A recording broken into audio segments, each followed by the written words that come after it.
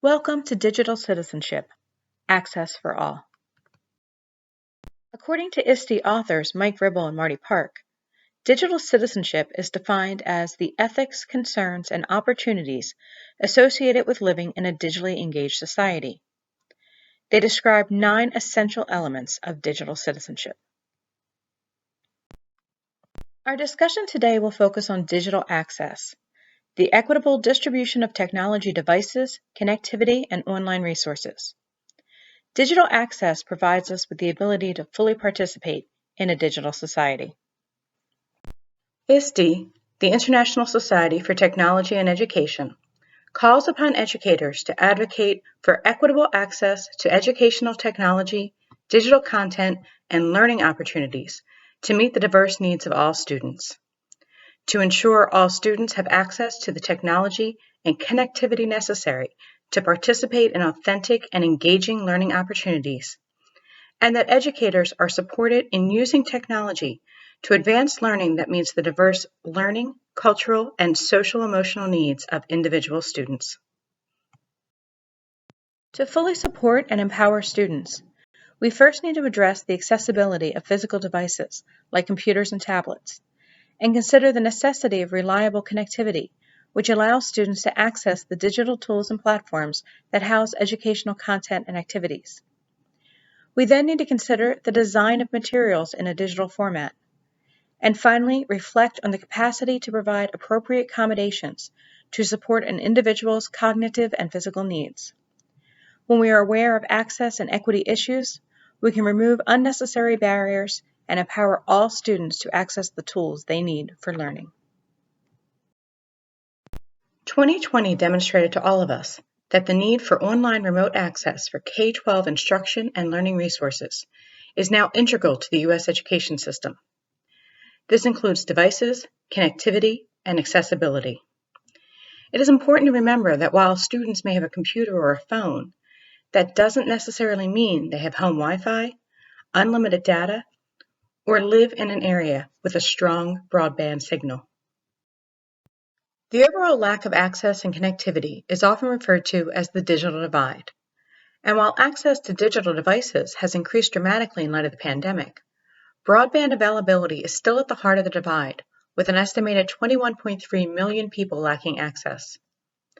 As of June 2020, 15 to 16 million public school students across the United States lived in households without adequate internet access or computing devices, and almost 10% of public school teachers fell into that gap. 2/3 of rural Americans lack home broadband connection, and the majority of efforts to increase the connectivity that have been put in place since March 2020 are just temporary measures. Low-income families fall heavily in this disconnect, as they tend to be more smartphone dependent, meaning they lack access to multiple internet-enabled devices. Many low-income households share a single mobile device with high payment plans, limits on use of data, and slow service. To make this disconnect even greater, almost 1/4 of households with incomes below $30,000 do not even own a smartphone. Digital accessibility includes the topic of the digital divide, which addresses the need to provide access to devices and reliable connectivity for students at home. But simply providing students access to devices does not ensure that they will have the other supports that they need to actually use these resources successfully. Access also addresses the question of equity, the need to effectively leverage the power of technology to provide equal educational opportunities for all students, including English language learners and those with disabilities. The digital divide among low-income and rural households has also been referred to as the homework gap, where students who lack online access at home lag behind their higher-income counterparts when it comes to completing assignments and other school-related activities outside of the classroom. But studies have also shown an additional gap in digital skills for students with disabilities, which is sometimes referred to as the disability digital divide.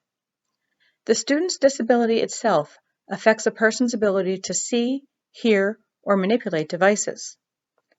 People with disabilities can experience difficulties using technology when they are unable to read text on a screen due to a vision impairment, unable to hear the audio and a video explanation because of a hearing loss, or unable to use functions that require clicking or using a button for individuals with limited mobility or dexterity issues. To ensure access, we must address accessibility. Accessibility is not a feature to be added after the design of your content. It is a set of principles to be considered throughout the design process. Providing digital or online content alone is not sufficient to meet the accessibility needs of all students, especially those with disabilities. Many digital learning resources may in fact be difficult for students with disabilities to access, like videos, animations, or documents, without adding accessibility features. It is critical that accessibility and the needs of students with disabilities be factored into the planning and the development of digital learning environments. There are many resources available to help you analyze and improve the accessibility of your materials. A list of these resources will be available on our website. When considering the accessibility of your materials, consider how the students will access the information without you. Did you provide everything that is needed to complete the assignment? Did you keep in mind students' out-of-school context when designing the materials? Are print copies available for those without connectivity at home? Have you made the materials available offline?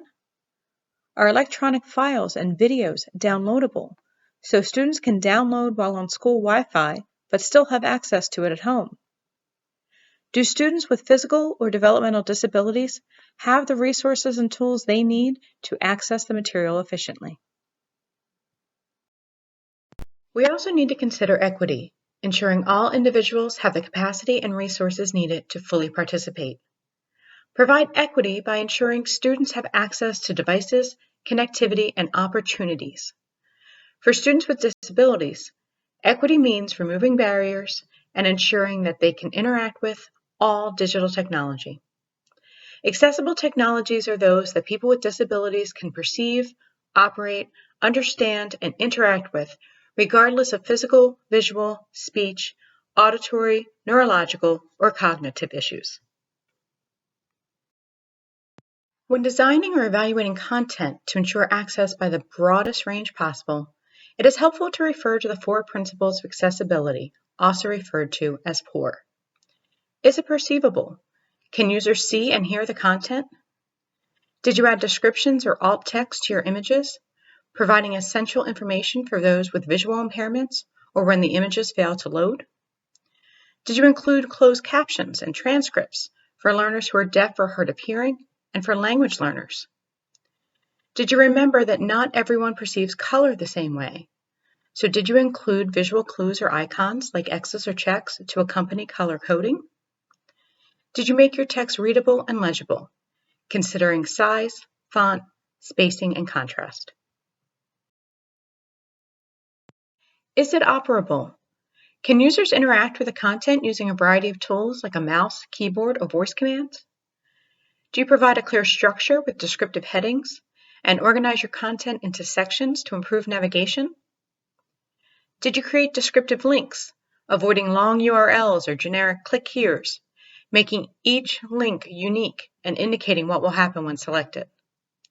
Did you check for keyboard accessibility? Can you tab through the document in a logical manner? Did you provide sufficient time for users of assistive technology? Do you avoid content that flashes, which can distract users or trigger sensory reactions? Is it understandable? Can users understand and navigate the content? Did you provide clear directions and expectations using rubrics when possible? Be consistent in both formatting and structure to build familiarity and enhance usability. Use plain language to build access across reading levels. Make sure you define unfamiliar terms and expand acronyms and abbreviations when they are first introduced. Avoid idioms and slang that may be confusing. Identify the language. Content that fluctuates between languages can be confusing, so identifying the language will help screen readers select the correct voice and pronunciation. Finally, is it robust? Perform an accessibility check to ensure content works well with all technologies, including assistive technology. Test for accessibility with other devices and with other people to make sure it is usable and interactive. Access your content on a device your learners are likely to use.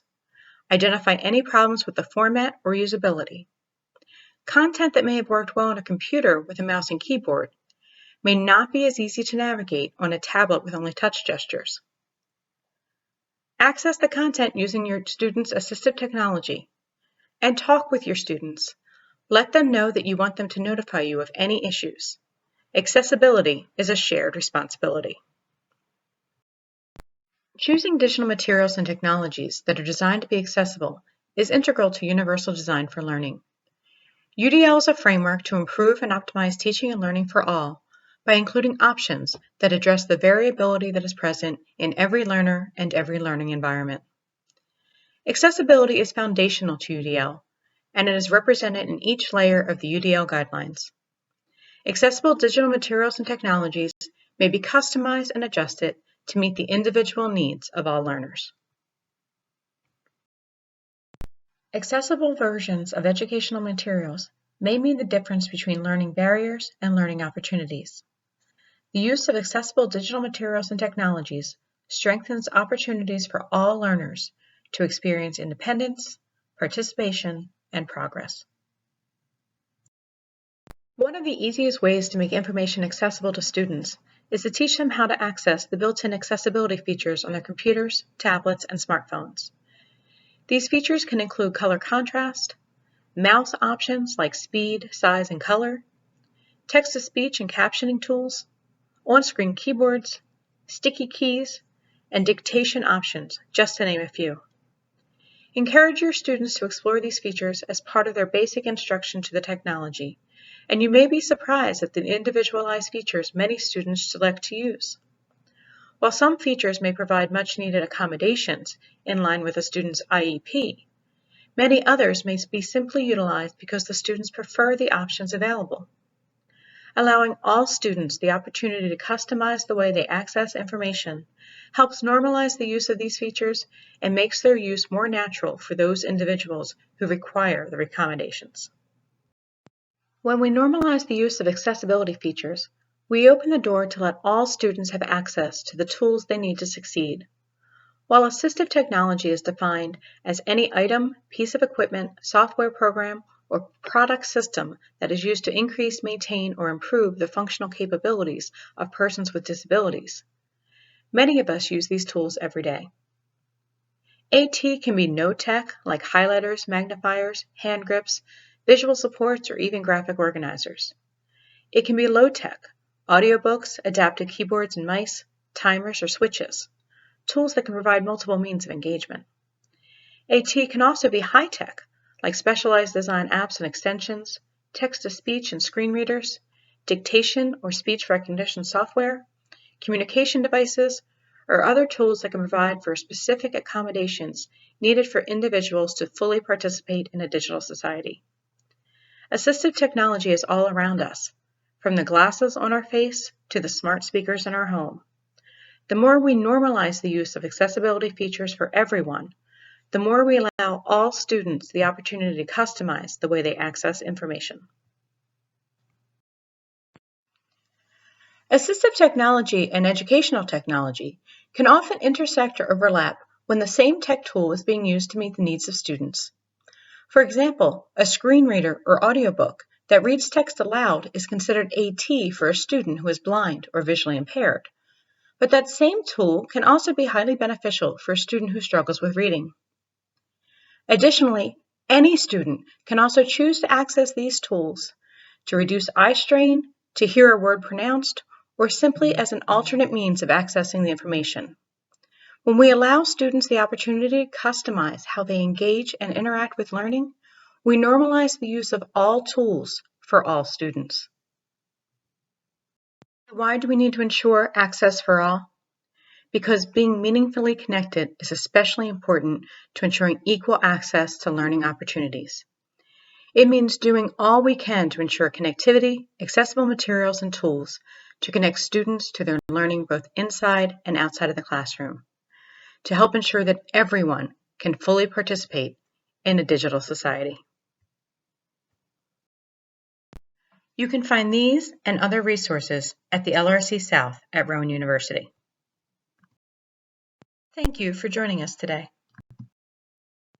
Please visit our LRC website at go.rowan.edu/LRC-South to watch additional modules or to browse our online and library resources.